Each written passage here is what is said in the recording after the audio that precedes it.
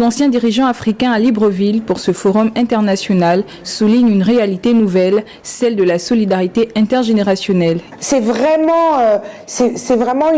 une rencontre de qualité. On voit Macky Sall, on voit l'ancien président du Nigeria.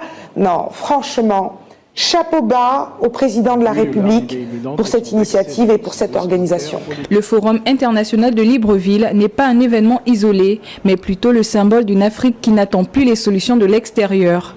Par cette collégialité affichée entre dirigeants, anciens dirigeants et experts, le Gabon se positionne comme un sanctuaire de la diplomatie. Nous voyons qu'en réalité, nous ne sommes qu'une seule et grande famille.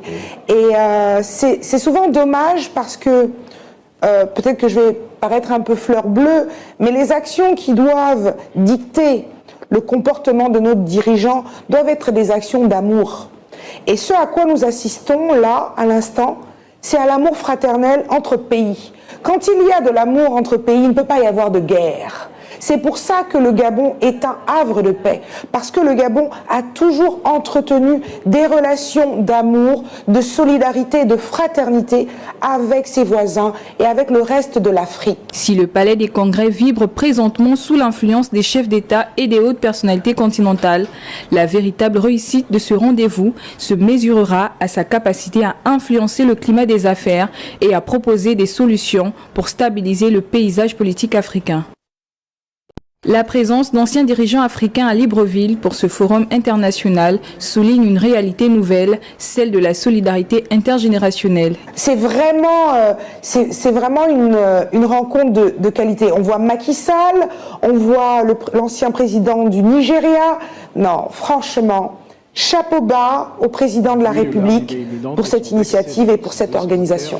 Le Forum international de Libreville n'est pas un événement isolé, mais plutôt le symbole d'une Afrique qui n'attend plus les solutions de l'extérieur.